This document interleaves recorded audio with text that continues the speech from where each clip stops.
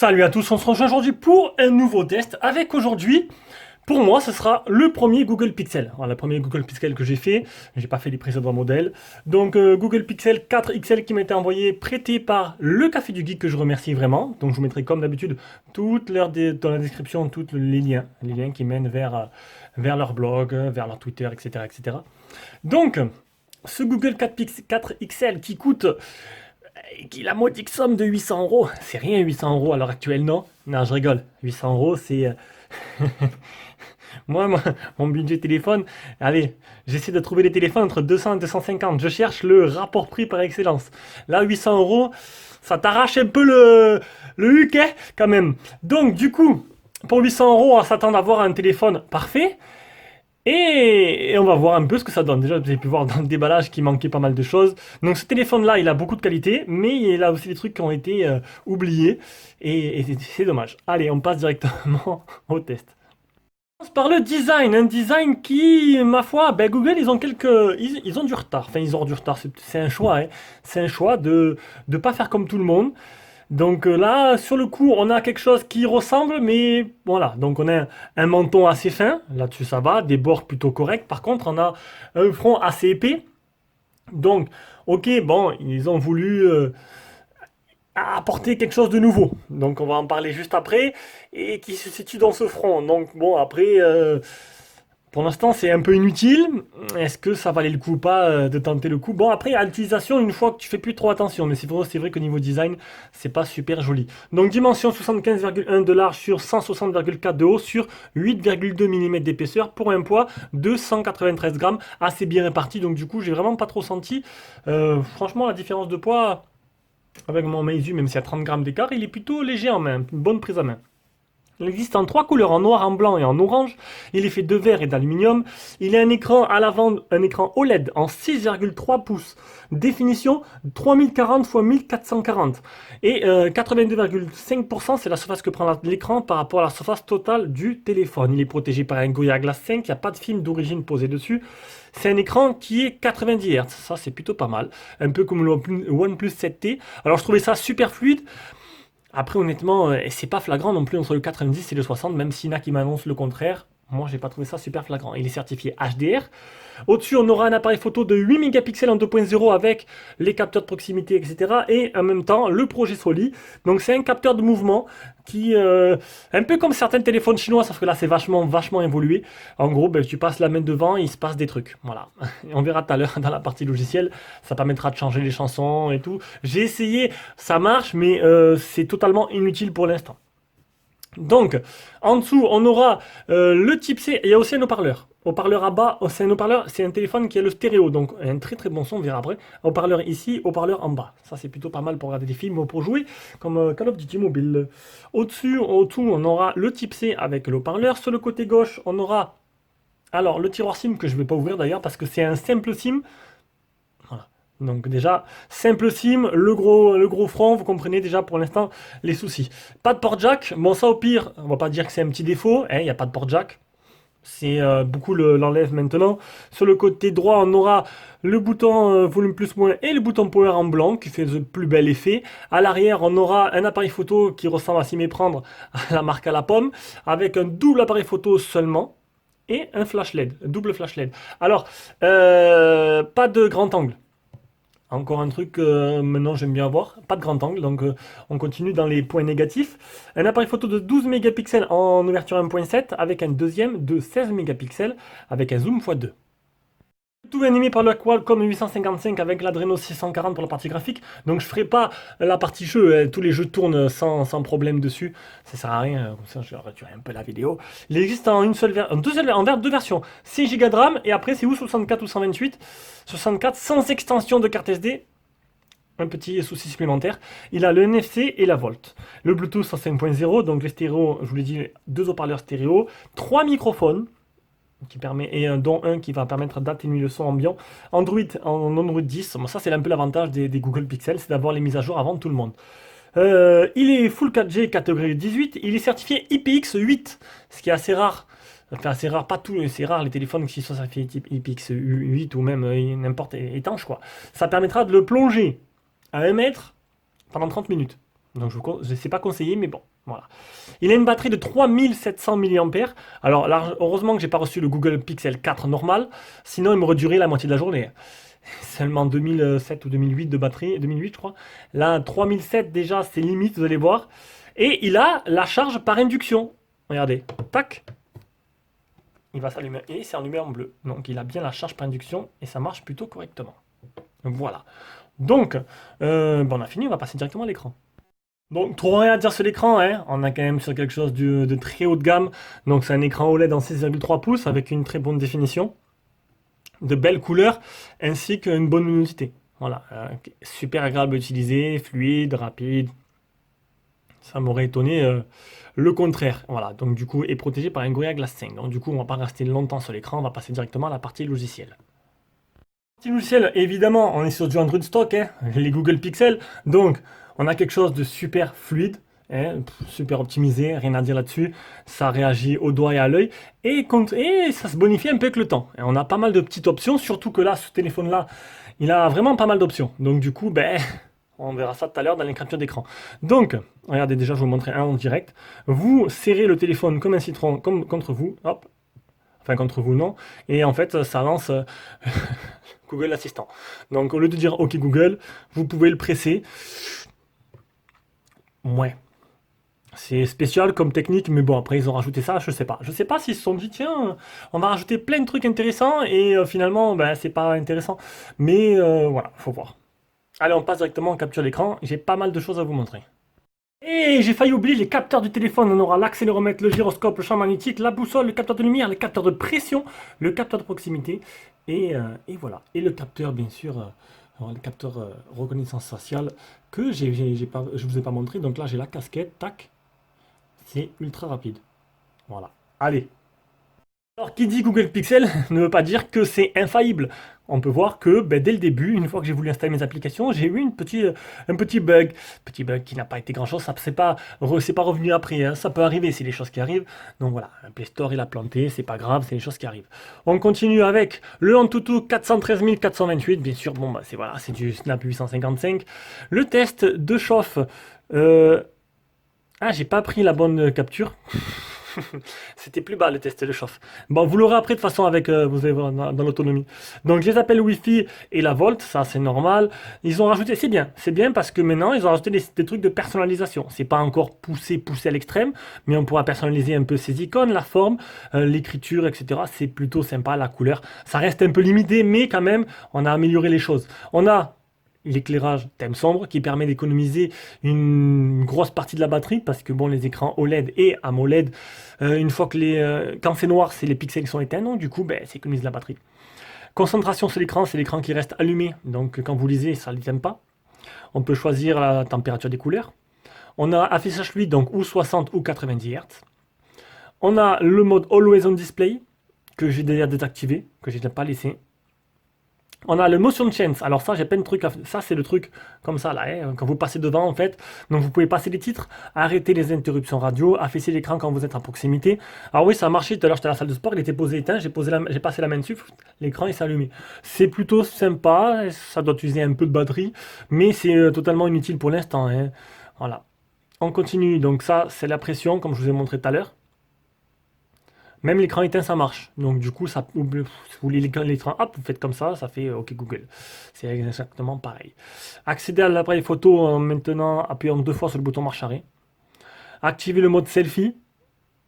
C'est des raccourcis ça. Hein. Navigation système par geste ou par bouton. Donc moi je laissé par geste, c'est plutôt bien foutu. Afficher l'heure, notification d'information, appuyez sur l'écran. Donc l'écran est éteint, vous appuyez dessus, ça affiche, ou sinon vous passez la main.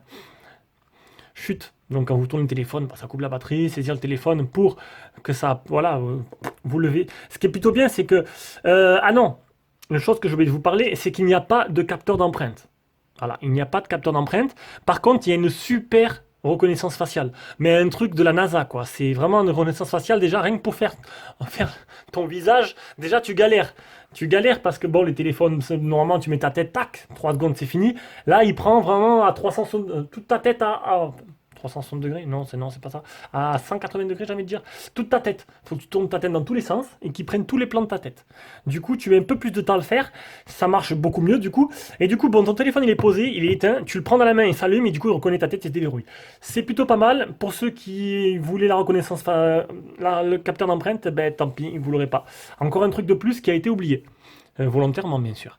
Bloquer la sonnerie, donc ça, voilà, activer le vibreur ou couper le son. L'écran, c'est bien 10 touches. On est bien certifié L1, donc tu auras bien l'HD sur des applications de streaming. Les Geekbench, le deuxième, le PC Mark. Bon, pas de malware, il manquerait plus que ça. On arrive à l'autonomie, et là, c'est assez décevant. On a une batterie de 3700 mAh qui... Alors, j'ai joué 45 minutes à Call of Duty. C'était la patate, je me suis régalé, c'était assez fluide. Donc 3h13 écran allumé, 0 minutes d'appel. Hier j'ai pas appelé, je suis pas trop au téléphone. J'ai testé le micro, mais j'ai pas testé le téléphone. Enfin voilà, je suis pas trop. Bon, hier j'ai pas appelé, tout simplement. Donc 82% utilisé en 13h27. C'est pas beaucoup. Hein. Voici la batterie.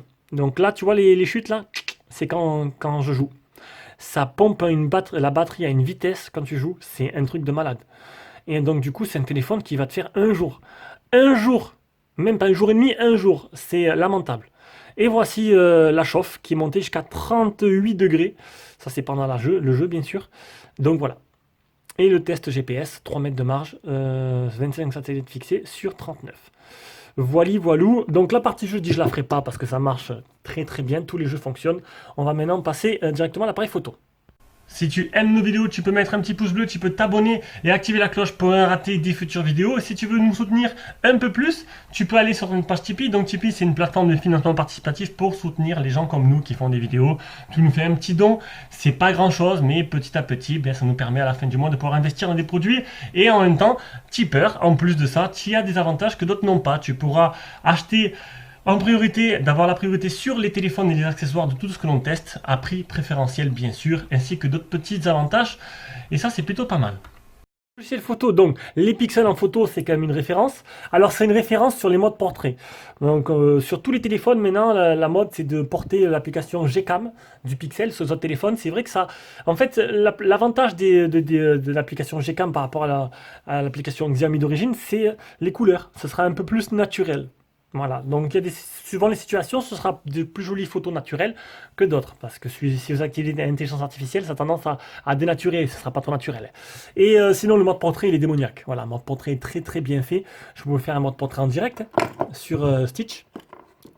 Hop, sur Stitch. On va faire directement, vous allez voir, un beau mode portrait. On va se reculer un peu. Alors, dans toutes les conditions, luminosité et tout, voilà, c'est royal. C'est royal, c'est très bien délimité. Bravo. Là-dessus, c'est plutôt agréable. Ceux qui adorent se prendre en selfie ou prendre des photos des autres, c'est plutôt correct. Alors, le logiciel photo, bon, il est plutôt bien ergonomique. Donc, la vision de nuit, le mode nuit, donc je vous mettrai des photos avant, après, avec et sans. C'est, vous allez voir. Le mode portrait, donc démoniaque, l'appareil photo, donc je me suis mis en maximum, maximum. Donc là, c'est écran plein, tout simplement. Donc les menus, c'est plutôt simple. Hein. Il faudra rentrer pour avoir d'autres menus. Voilà, je vous laisse regarder. Hein. Après le mode vidéo, je me suis mis en full HD 60 fps pour avoir plus de fluidité, un peu moins de stabilisation, mais plus de fluidité. Et mode plus, on a panorama, photosphère, ralenti, accéléré, lens. Donc j'ai pas fait tout ça. Hein, pas fait tout ça. J'ai pris juste des photos simples. Ça ira très bien. Je suis pas un pro de la photo. Hein. Voilà. Donc maintenant, on va revenir avec l'appareil photo frontal et on va voir un peu ce que ça donne.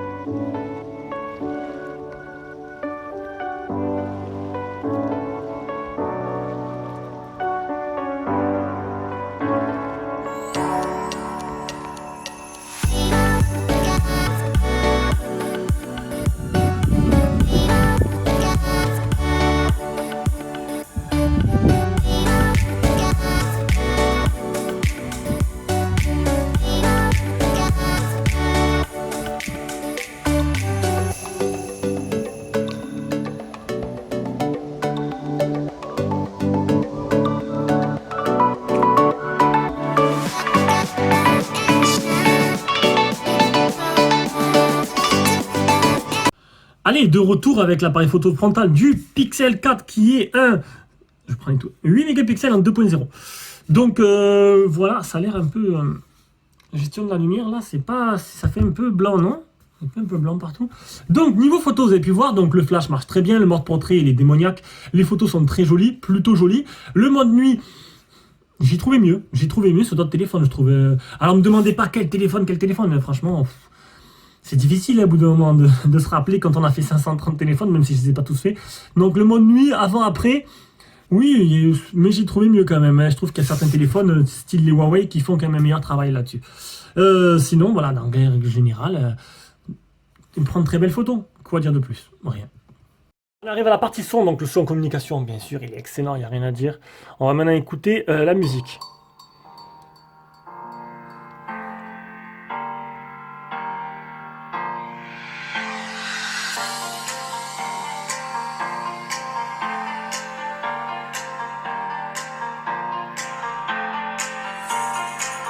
Et là, franchement, là, c'est la claque. Franchement, là, alors j'étais content avec mon Meizu 16S, mais là, je peux vous dire que le son, il est plutôt très bon. Là-dessus, il n'y a pas de problème. Ça tourne franchement bien. Bien. Mieux que le Meizu 16S, qui est pourtant délivré un bon son, je trouvais. Voilà. Donc, on arrive à la conclusion de ce test. Donc, ben, je suis mitigé quand même parce que l'expérience utilisateur est très bonne. Les photos sont très bonnes. Là, maintenant, voilà, il est très cher. C'est un téléphone qui aurait coûté 350 euros. Il est loin le temps des Nexus quand même. Hein. Il aurait coûté 350 euros. C'était plus correct. Hein. On va parler moins français. Donc là, que dire de plus? Ben rien, tout simplement. Mis à part que 800 euros, pour moi, c'est vraiment trop cher et qu'il manque trop de trucs et qu'il n'est pas aussi beau qu'il devrait l'être pour ce prix-là. Que voilà, c'est pas un téléphone que j'achèterai, ça c'est sûr. Allez, je vous fais de gros bisous et on se rejoint pour une prochaine vidéo.